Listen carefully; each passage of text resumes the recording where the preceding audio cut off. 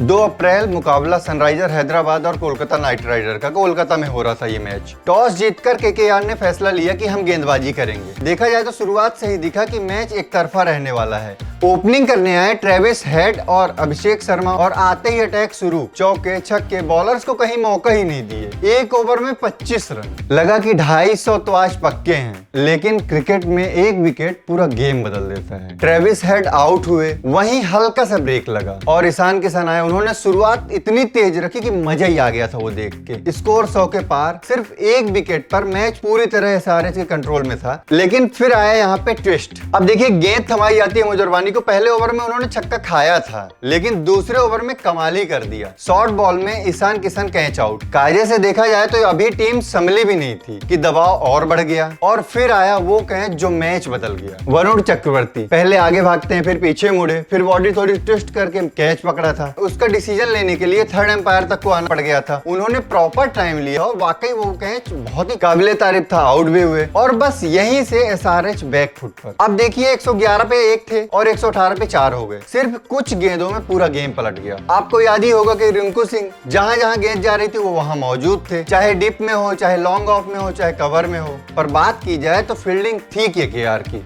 बहुत ही जोरदार फील्डिंग की उन्होंने, चाहे वरुण हो, चाहे रिंकू सिंह हो। बहुत बढ़िया, हर जगह और हर कैच सेफ। एक रनिंग कैच जिसने मैच की दिशा ही बदल दी। और अब यहाँ से हैदराबाद में वाकई दबाव दिखा। फिर आते हैं एसआरएच की तरफ से क्लासेन और उन्होंने बिल्कुल अलग अंदाज में खेलना शुरू किया। कोई जल्दबाजी नहीं की। पहले उन्होंने गैप ढूंढा, स्ट्राइक रोटेट की और साथ मिला उनको नीतीश रेड्डी का। दोनों ने मिलकर पारी को संभाला और धीरे धीरे स्कोर को आगे बढ़ाया। बीच में डीआरएस भी आया, वाइड के लिए लिया गया था। हर एक छोटी चीज मैच पर असर डाल रही थी। और एक खास बात, 7वें ओवर के बाद 17वें ओवर तक कोई छक्का नहीं, यानी लगभग 10 ओवर पूरा कंट्रोल केकेआर के हाथ में था। लेकिन डेथ ओवर में फिर से गेम बदला। क्लासेन ने गियर बदला, बड़े शॉट्स लगाए। नीतीश ने भी बखूबी साथ निभाया। वैभव अरोड़ा ने एक ओवर में 2 विकेट लेकर फिर दबाव बनाया, लेकिन आखिर तक क्लासेन खड़े रहे। हाफ सेंचुरी और टीम भी पहुंची 226 रनों तक।